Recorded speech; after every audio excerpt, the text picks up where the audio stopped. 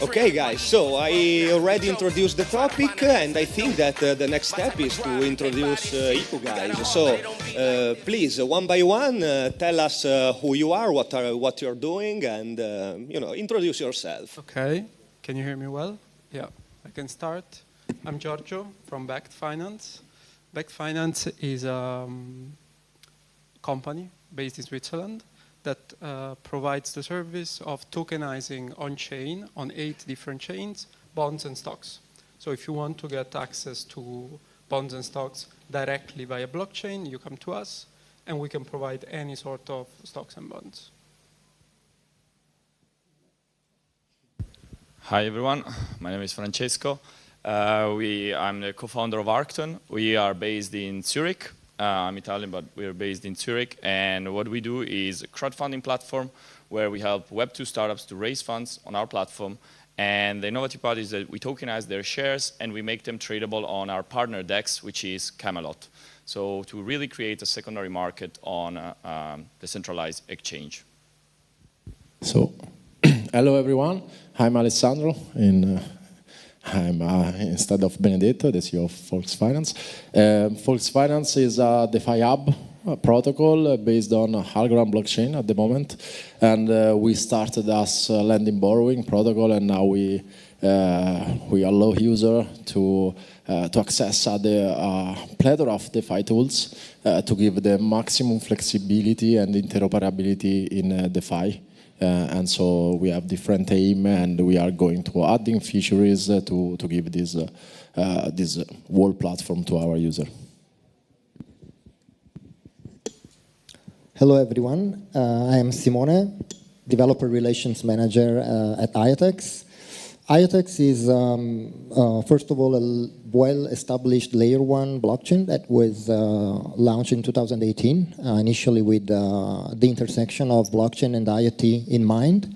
And in the last 1 year and a half, we have been working on expanding the layer 1 with a new protocol that is aims to provide verifiable computation. And I'm not an expert of finance, but I'm pretty sure that our infrastructure can solve some, among others, some problems for tokenization of real-world assets. So hopefully I can give some insights on the technical side.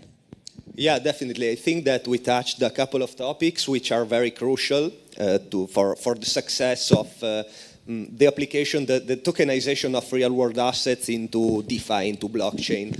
They are, at first, the protocols. I mean, the means to do the tokenization itself, and then the infrastructure. Because if you need to tokenize something, you need oracles, you need bridges, you need custody, you need a series of technologies, of infrastructures who permit that. And so, yeah, I think those are the two main topics for today, which we'll dig deeper into. At first, well, I think that we are hearing a lot now about real-world assets, mainly because with such high interest rates from the banks, from the Fed, for example, there's a high yield on for example, on the Treasury, the US Treasury. And so a lot of protocols are trying to tokenize the US Treasuries. But besides that, so besides the tokenization of Treasuries, which are right now the main use cases around the real-world assets? I mean, which assets there's mainly interest in tokenizing right now, and who are the users? So what's the state of the art right now from your perspective in real-world assets tokenization? I can go. I mean, we are the third biggest company for TV with 50 million TVL in T-bills. So your answer for me is, your question for me is a very clear answer. The product today is tokenizing T-bills. Like, that's the entry to the market. If you want to build a RWA company right now, the easiest way to enter the market is T-bills. Are there other use cases? Probably yes. We have probably a few millions of stocks tokenized. Sorry, can you maybe explain what is a TPL for the ones who maybe don't know it? A T-bill is a bond of the US Treasury. So it's an American bond. Okay? When you see the interest rate going up with the Fed, that is an interest rate that is actually paid in the end after a number of cycles and passages, but it's paid by the US government that pays that interest rate. That's kind of a risk-free rate. And the business right now in real world asset for us is allowing crypto capital to invest into T-bills and accessing this risk-free rate. Because a risk-free rate in DeFi nowadays can be 2.5% if you look at Aave compound. We provide 5.5 more or less. So that's for me the entry point, but I don't know what the others think. No, if you want to add something. I absolutely agree with him. Like the state of the art and what is definitely being used nowadays, we see with on the finance with you guys is definitely bonds, T-bills. That's the main use case that I've seen so far. So also centrifuge with all bonds. So this one is definitely the big trending at the moment. And as Giorgio said, the easiest entry point for real world asset into this. From my perspective, then of course there is other, as Giorgio said, other use cases that I've seen that maybe with the guy of Accionariat there didn't manage to make it, but we are more into startup tokenization of shares of companies, which on its own, in my opinion, doesn't make sense on its own if you just tokenize them. What I see the added value is that if you can integrate with the DeFi protocol, that's the only advantage that I see of tokenizing any like shares of companies. So I partially agree with you. Of course, is maybe the first entry for the real world asset, but I think other use cases, for example, real estate tokenization, or maybe something that can be from other fields like agriculture or something like that. So you can make liquid markets that are liquid now. And so for the user, the question you made before, the user, if we stay in a financial world, it's okay, DeFi, TradFi, and something hybrid. But if we're thinking about that real world tokenization asset could be related to everything, for a travel ticketing, such as TravelX does in Algorand, or for a real estate tokenization, we can expand this market and achieve a better mass adoption, because in DeFi, the first use case in DeFi that DeFi is freedom, it's permissionless world, is for also for unbanked people, and so you have access to financial world to people that haven't in normal life. And so if you think that you can add to these people that can tokenize their house, their apartment, their villa, and make money, make an yield about this, the real world asset can englobe a lot of users. I agree with you, but these things like tokenizing your house and all this is going to take still many years. It's something that is not going to happen tomorrow. Like what you can do today is tokenizing T-bill, tokenizing shares. Yes, of course. Well, like all these use cases are really, but maybe in 5 to 10 years, I don't know. Yes, this is the as is. So of course, I agree with you, but maybe there are protocols like, okay, we are in Algorand, so I can mention some protocol in Algorand. Lofty AI is not properly tokenization of real world asset, but you can give an yield and you can participate at crowdfunding, you can own a fraction of the house and the yield related to this house. And so I think that if I, for example, I have a corn field, and I can tokenize the corn, the soy, the other things related to agriculture. There is AgroToken, there are some projects related to this. I can spread the word of DeFi tools, the infrastructure, as we mentioned, to a real world. Because the financial world is very narrow, and it's related to, okay, DeFi user, degen maybe, and traditional financial user. Okay, the first use case, of course, I agree with you. 100%, it's that. But I think that if you want to see the future, it's tokenize everything and use the blockchain infrastructure, the DeFi tools, for under-collateralized, over-collateralized asset and have money. Make something that is liquid. Well, I guess I agree with all of you. I see we are going straight into the hot topic here. So, yeah, actually, first of all, I would just say that I don't agree with the term of real-world assets, because real-world assets have already, I mean, it's an old topic, right? They've been tokenized already a long time ago. I think what we are talking about today is what has been mentioned by folks here, is about using these real-world assets into DeFi applications. I think that's what we are talking about when we say just real-world assets.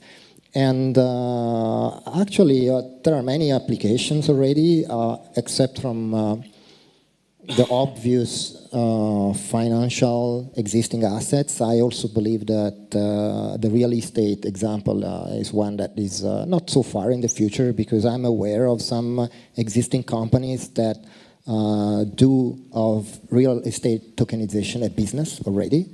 And of course, this is something that needs a centralized entity in the real world to manage tokenization. I think this is one of the challenges we can dive deeper a little bit later. But I want also to give one more angle, just to go even further in the future. And apart from this real estate and financial assets, there are many other things that can be actually tokenized and that are not physical, right? We all know about arts being tokenized and real estates, but you may not have ever thought about the fact that you can tokenize your human behavior.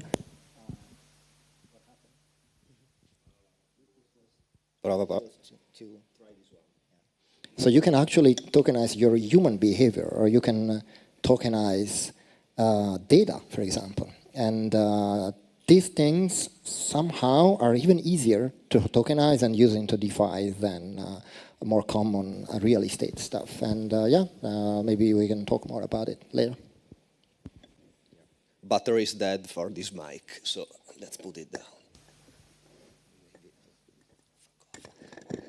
Yeah, I think that I agree with him. I mean, right now, I think that the main use case is tokenizing something easy, let me say that, let me use that word, like a UST, like a treasury, and you know, it's just that, it's safe, it's a safe asset, you have the yield, you have just the treasury to custody somewhere, and you have as a counterparty the Federal Reserve. Yeah, it's something easy. I mean, it's like playing in easy mode. Then later, I think that we will go further, maybe with private credit, structured credit.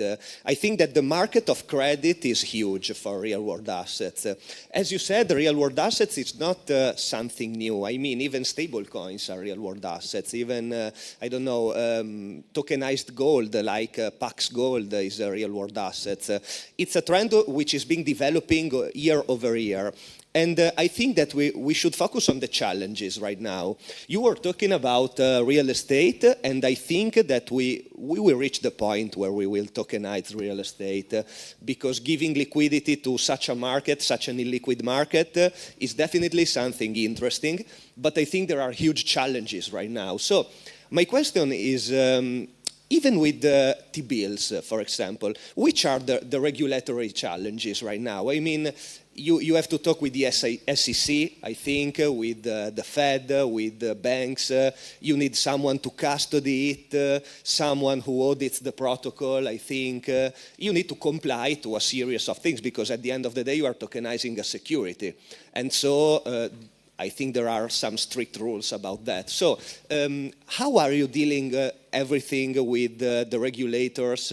Which are the challenges maybe in order to improve, to make the service better? And even thinking about real estate, what do you think are the challenges right now that separates us from having a fully functional real estate tokenized market? So I think there are two questions here, actually. Yeah. Which one you want? Let's start from the first one with the regulatory challenges. So the regulatory challenge, like how do we cope with regulations right now? First of all, we have 25% of our people that are doing compliance, which is unprecedented for a crypto company. We are 18, and 4 people are dedicated to compliance and legal. It's a lot. Yeah. We are a regulated company.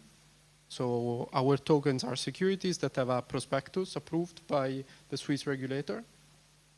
And, but still, this is not enough, because the regulation for us is a blocker, in which sense you have 2 kinds of investors right now that wants to buy stock, that can potentially buy T-bills on chain. You either have crypto capital, so people that made a lot of money, protocols, crypto whales, that don't want to off-ramp, so they don't want to convert, and they want to buy T-bills, and they are happy to buy. That's it. But then, once they have these tokens, they keep them with themselves. They are not really using them as much as they could. So they are not providing liquidities to Uniswap. They're not providing liquidities to Curve. And the reason why is that if you put a token in Curve, you don't know who's gonna swap this token. And if this token ends up in the hands of an American or an Iranian or a Russian, you don't know what are the legal liability of this. So you can't, for example, sell those tokenized securities to US people? No. Like as a company, we do a KYC, and only approved people, which means that come from specific jurisdiction, can then redeem and issue with us. But and how do you control the secondary market? I mean, that's a very good question. Right now, our secondary market is very limited.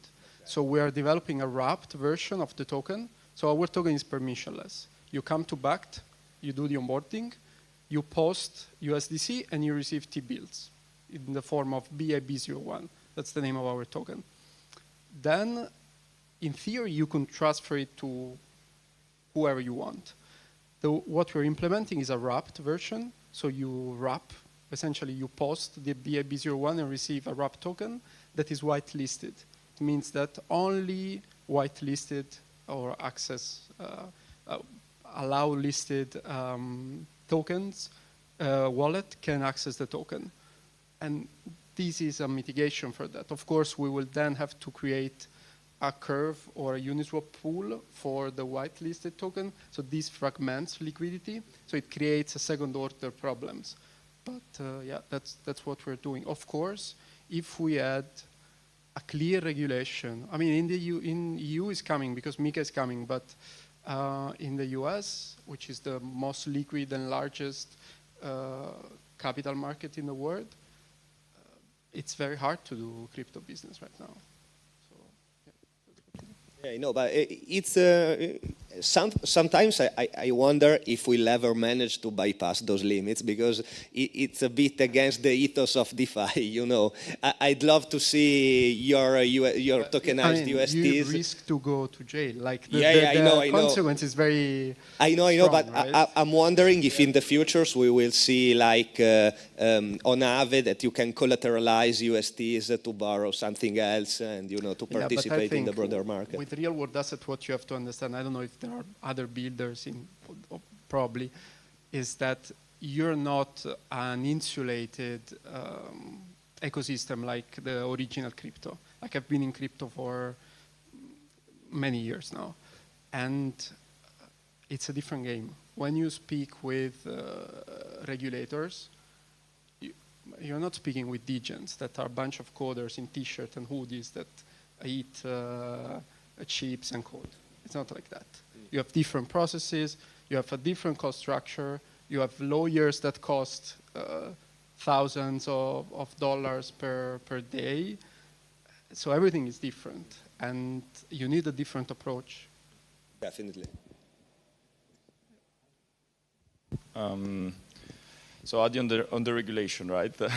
No, so how we cope with that is so it's a bit different from their use case. I would like to understand that later better the wrapped part, because it's something that we were also looking into, but then we moved away from that because at the end, having a wrapped version on a DEX is the same as having a security. So like having like a wrapped version that gives you access then to a permission and is exactly the same. So is the form at the end. So at the end, like having a permissionless thing on a DEX, then having one like kind of whitelisted on our platform, gated platform, at the end is really the same. So, but I would like to know better how you guys are dealing with that. Regarding our use case, so we tokenize shares under Swiss law. There's the Swiss DLT Act. It was a couple of years ago back, was created.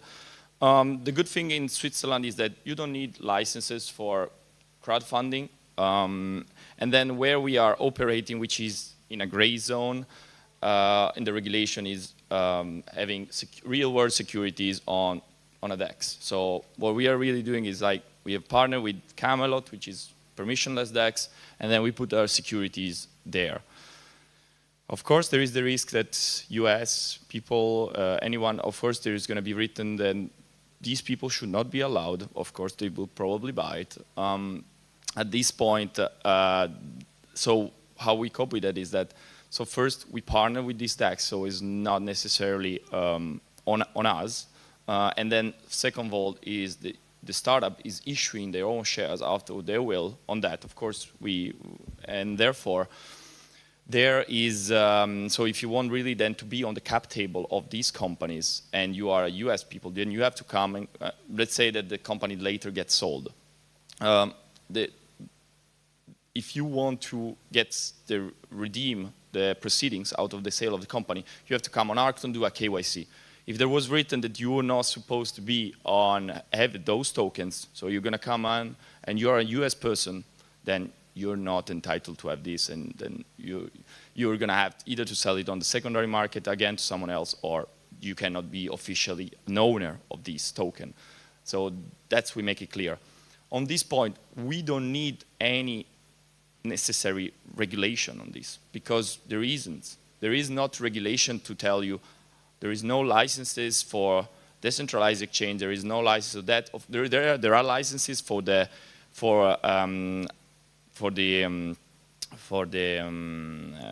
secondary market when you want to organize, when you are the operator. So when you are the operator, there is the multilateral trading facility license, if I'm correct. But since we are not the operator of these DEX,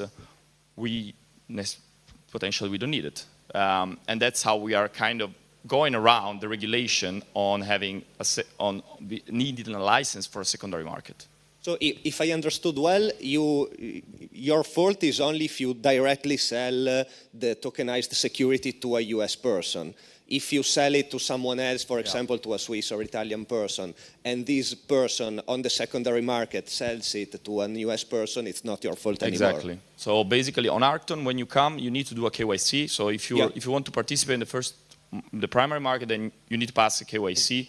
And then if you are US, then you are not allowed. But once you're on the secondary market, there is like open to everyone. Yeah, I thought it was like that. That's the reason of the question before. Yeah, no, I mean, as he said, is risk management is risk management. You know, I see. There is who wants to take more risk, who wants to take less risk. Is really about that. Like we levy that. It's a risk that we can take, but it's about risk management. It's only really about that. There is nothing else that is not necessarily stopping you, but because of course, as he said, you can incur in some legal issues. They don't deal with US treasury bills, right? So the risk appetite can be different. Exactly. Because if you're dealing with Swiss we only do startups, Swiss startups. Yeah. the appetite in the US market for a Swiss startup token, I hope it exists, but of course it's limited. If you're selling T-bills, that is most common product, it has to be higher. Yeah. So it depends on the risk appetite of the institution itself. I see it. Yeah, I thought that the only problem was the minting and the redeeming. I mean, like, for example, I don't know, with stable coins, the primary market, the minting and the redeeming, and everything else, it's, you know, secondary market. So anyone can just do it. And maybe the DEX as default, no idea. Like when Uniswap delisted some couples from their front end, but yeah, at the end it didn't even stop the trading because on the protocol it was still up and running. And actually there are some startups in Switzerland which have their shares still on Uniswap. Yeah. There are a couple of them. Oh, you can just list it and yeah. Of them. They're still there, and so I mean, you know, as long as the regulator is not like really, I mean, there is the risk, but he's not. I mean, I guess they also have other things to do. Yeah, maybe if you don't deal with USD bills and high volumes, yeah, exactly. I don't know. Exactly. They just don't care. They don't have time and money to spend on that. I mean, and about tokenizing something else besides the USD bills, like you was talking about real estate. Which are the challenges? What's preventing us from doing that on a large scale? Of course, the challenges are related to the legal framework, of course, because we just heard about this kind of contradiction between primary markets, secondary markets, so rules can be avoided in some way. And when we talk about real-world asset, we are talk something tangible. And if we compare with the crypto assets, so it's different because if I tokenize an house in a country, maybe it could be considered in a way the same asset in another country in another way. For example, if I tokenize an asset owned by a company, maybe it could be considered as a security. I don't know. What the market now is like lofty, so you can tokenize and owning, take the ownership of a fraction of something and having the yield about this. But of course, the regulatories could be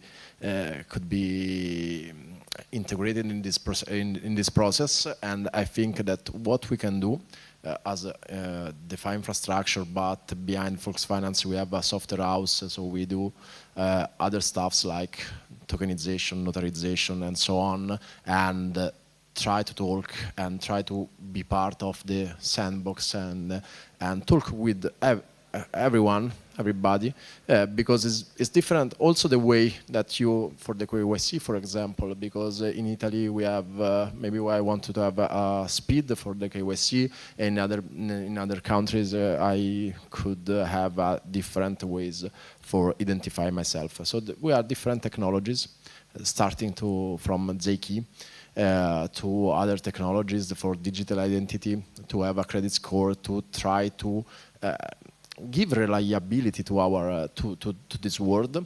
And I think that also for real estate tokenization, okay, we will overcome some hurdle, of course, but we have to talk with the regulators because it's very difficult in DeFi. So I can just imagine what can be in a real world asset managed by DeFi tools and so on, based on asset that maybe are different bureaucracy and different paths.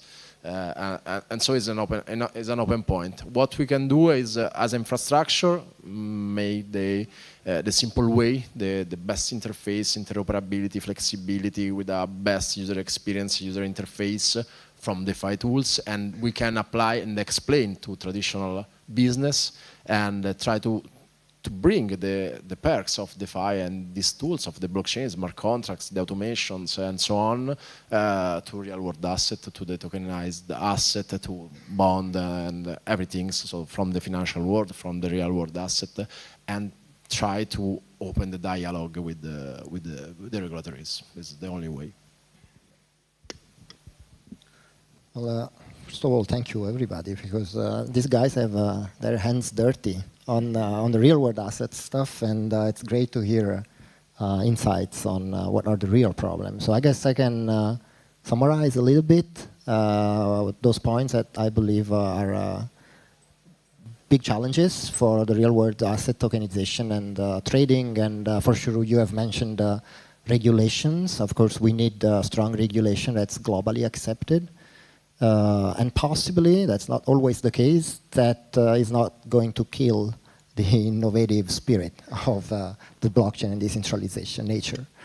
And secondly, a legal framework that, again, should be globally defined, maybe, for example, to protect users, right, into these types of trading or loans or whatever, for example, against frauds or even bugs or wrong coding. We have seen some examples, I guess, sad ones in the near past. One additional challenge maybe I can mention is the challenge of asset ownership verification and valuation. And this is how you can, because tokenizing eventually it's easy, right? Once you decided how to do that. But then how are you going to make sure that the linkage between the real world asset and its digital twin, right, the token on the blockchain, is kept up to date, and who is going to manage it and making sure that it's not broken? This is another challenge, and because especially when it's a centralized entity that's managing it in the real world. And of course, asset valuation is another type of thing that should be kept connected between the real world asset, and here we enter the world of the oracle problem and about how to communicate this information in a trusted fashion to the blockchain. And yeah, I guess maybe nobody mentioned more general issues here, that is, for example, education. Because all these people that are used to trade and to work with these financial assets in the real world, how we are moving them to work with DeFi. And this is another challenge that is inherited from the blockchain like challenges, right? How to educate people, how to provide simple user experiences to these users. And of course, we should provide this type of tools as well to overcome these limitations that are definitely, we have learned it already. They are a big barrier to the mass adoption in general.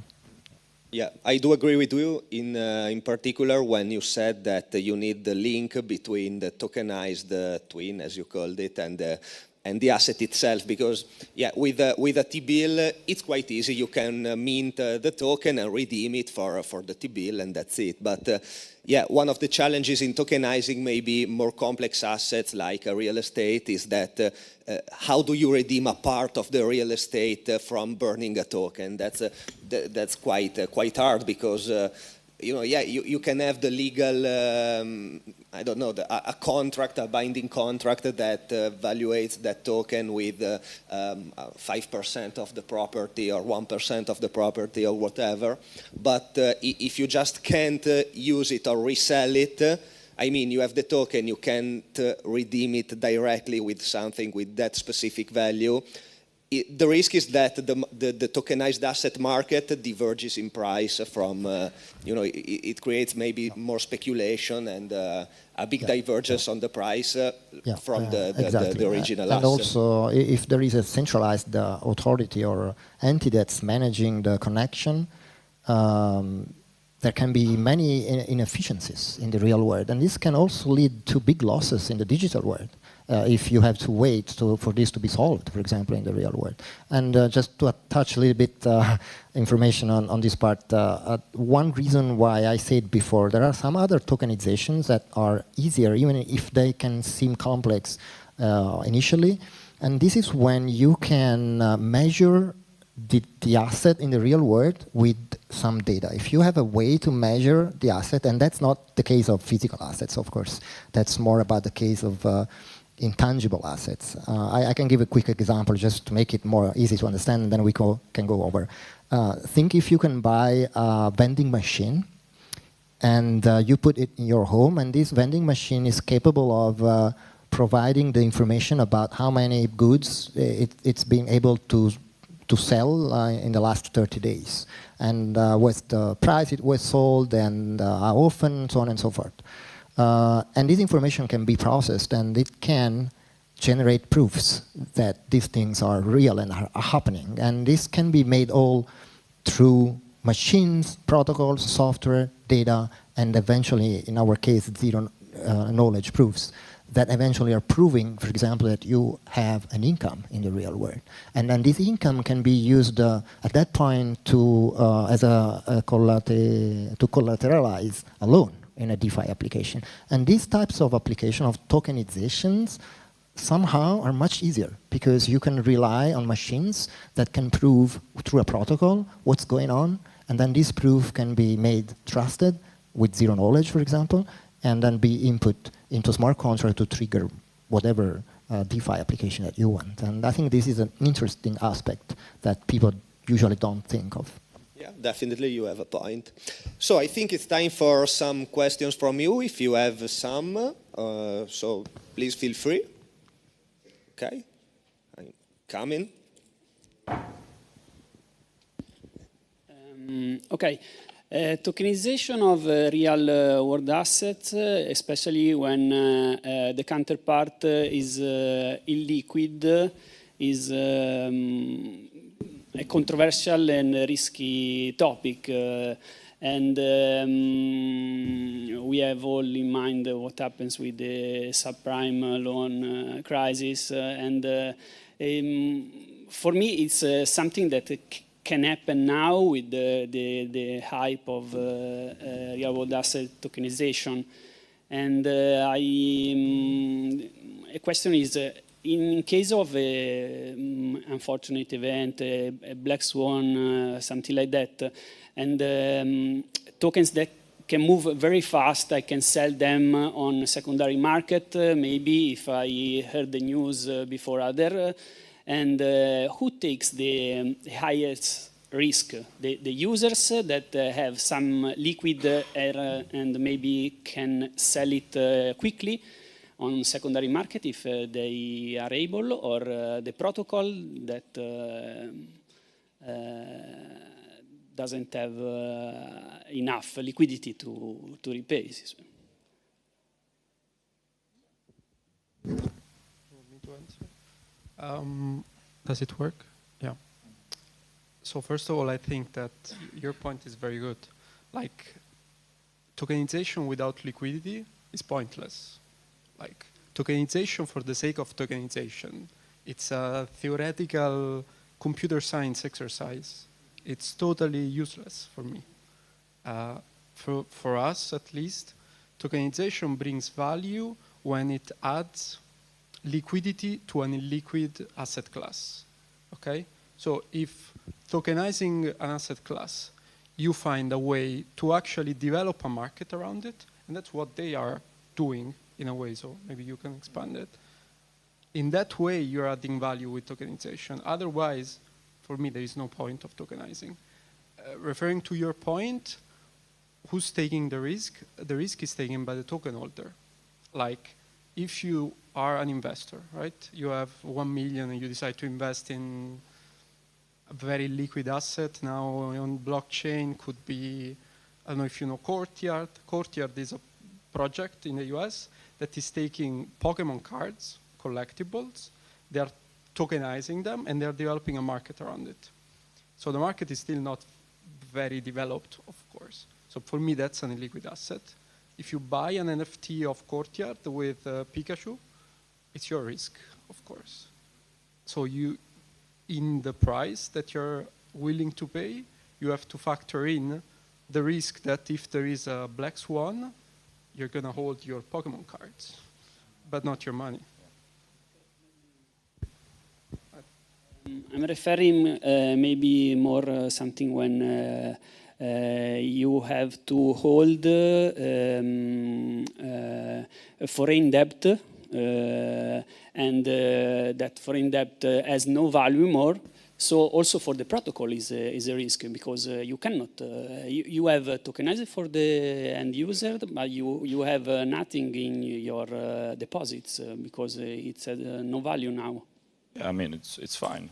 I mean, honestly, I'll jump in and hopefully I can add something to this. So in our case, it's exactly this. So the person who buys the token, who's a share, he bears the risk. Because if there is a black swan event and everyone starts selling, then potentially his investments in any startup who is listed on our partner DEX, at some point probably will going to go down and could become worthless. I mean, this is not really a problem for the protocol itself, because at some point you're going to have just a pool who is like almost empty or like very skewed. You know, you're going to have basically a very low USDC on one side, a lot of shares because everyone is selling, and then the price is going to be minimal.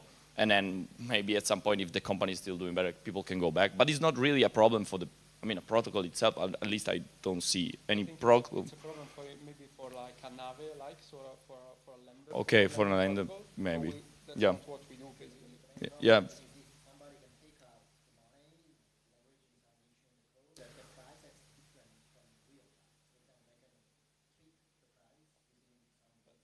I mean, you know, exactly. There is no real price. I mean, there is a potential valuation of the company, and then you have the price who is on the DEX. So, I mean, and there you don't really. I mean, I don't know for lending and borrowing, but for a DEX specifically, I don't see much of a problem. It's you see everyday pools going to zero for worthless tokens. So, I mean, I really don't see any problem on this point. On your other point, you were mentioning about what is the benefit, I guess, of why is it good to have tradable and illiquid asset who are now putting illiquid asset who were previously liquid, make them tradable, the danger around it, right? I guess. And my point is, so if you invest in a startup and then there is this black swan event and this is not listed, and you want to sell that. You're going to probably sell it anyway for almost nothing. Maybe because if you find someone who's willing to buy. I mean, it's just that you don't see the chart, basically. But if you look at the last year, you know, the valuation of tech startup, I'll take an example of Klarna. Previous raise, 48 billions. Last raised at 8 billion. So, I mean, you don't see the chart, but you see how much like less is worth this company. And the same, it can happen, the same thing, it can be on a startup who's listed on DEX, but you just have the chart, which I get it, it's like you have all the you put in all the emotional part, which can become a problem. I totally agree with you. But on the other hand, there is not that much difference, and I don't see that much of a problem. I just see an incentive for people to participate and not lock their money for years and years. But I don't, so the investor takes the risk. I don't see a problem for the protocol necessarily, potentially for lending and borrow because they collateralize stuff. Maybe there I see some, now I'm thinking about it, I see some potential problem, but hope I answered. I don't know if you guys want to add anything. Of course, for lending borrowing protocol, it could be a risk, of course, but there are some way that you can protect the loans with some maths, margin risk, loan to value and so on. You can, I don't know, base your price on the floor if you're talking about a tokenized asset that could be recognizable, or you can, or a key role probably could be played by the oracles, and the oracle can set prices for different assets. But of course, if there is a black swan, if there is something that is going to zero, it's a risk. It's difficult to avoid, but when you choose what you are listing and what could be collateralized or not, maybe you can make your right decision, and not every real world tokenized asset could be listed for under collateralized or over collateralized loan, in my opinion. Can I jump in with a question? You guys talked about small real world inefficiencies that might become catastrophic, right, in the digital domain, let's say.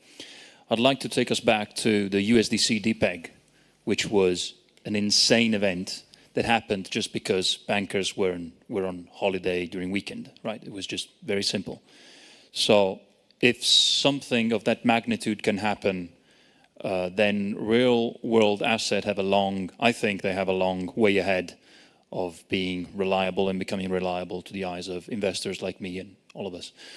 So my question is, what would the solution to this problem be? like, other than, of course, keeping the banks open on the weekends?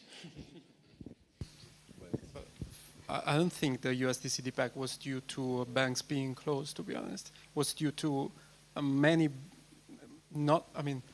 there were two different banking crises in the US.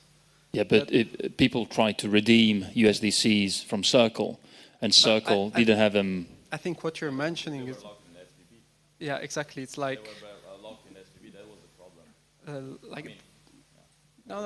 Go.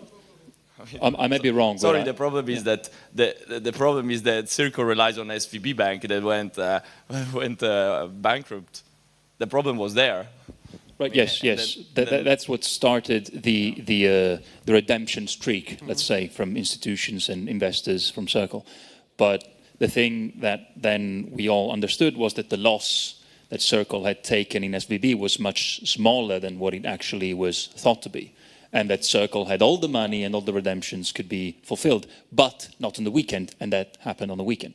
So they couldn't process the redemptions. I might be wrong. No, that's fine. I mean, there was a liquidity issues, of course. I didn't understand what is the problem you're specifically mentioning. Oh, yeah. I'm just asking if there might be a solution, because specifically this was mentioned as a... Yeah, I don't know, of course, what's the solution, but I think this, I can say what's the problem. And the problem is because this is managed by a centralized system, right? And that's what I say. That's also why, for example, we don't focus on this type of real-world assets. We prefer machines, right? Because machines are more trusted. But so I can think of solutions that can be either, if you want to stay centralized, then you have to have regulation or some sort of DeFi protocols to comply with some sort of regulation where everybody agrees, or you have to go decentralized and you have to have these DAOs or whatever you want to have in the real world to make it possible for people to have an alternative. But how this could happen, not sure because I'm not familiar with the market, but that's where I see the problem.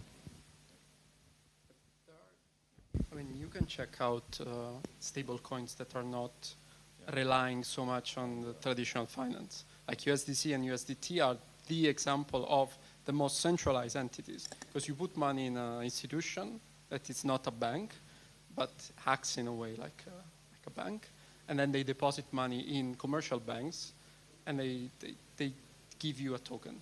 Okay. There are other stable coins like Frax, for example, like DAI, MakerDAO project. There are many projects that are coming that have a different approach that is much more decentralized. Yeah. Yes, of course. But it's, I mean, this space, it's very, very new and it's playing with a very critical thing. So if you want to stay in the space, you have to accept the trial and error approach. I think it's inevitable. If I can add one thing, so as I agree with them, like, if you want, there are stable coins who don't rely on centralized parties. The problem that was with the USDC, it was that they were relying on a SVB, who blew up. The problem was on SVB. So basically, these guys were giving out loans to everyone. Cash flow kept coming in for years. Fed turned down the rubinetto. Come si dice questo? Anyway, you know what I mean.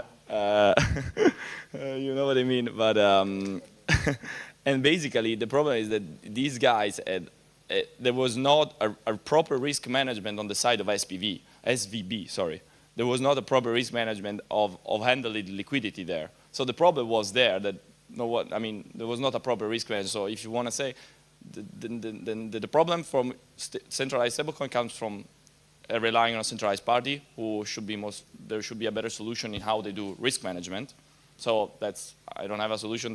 There's clearly more experienced people how to do better risk management into banks' liquidity, but that's how you do. That's how you take out the problem for centralized stablecoin who relies on centralized parties. To banks, if they rely on centralized banks, then these banks they need better, proper tools to do risk management. I think the best approach is not to go too fast and to just do it step by step and not exaggerate to put too much liquidity on real-world assets, collateralize it, put it on DeFi, because you are just compounding risk and maybe you don't even know where the risk hides sometimes. So I think that taking it slow maybe is the best approach right now. So, well, actually, I think we are out of time. We are even late, so I'm sorry because I'm sure there will be other questions, but maybe you can ask them directly. So thank you so much, guys, for this talk. Thank you as well. And have a great day.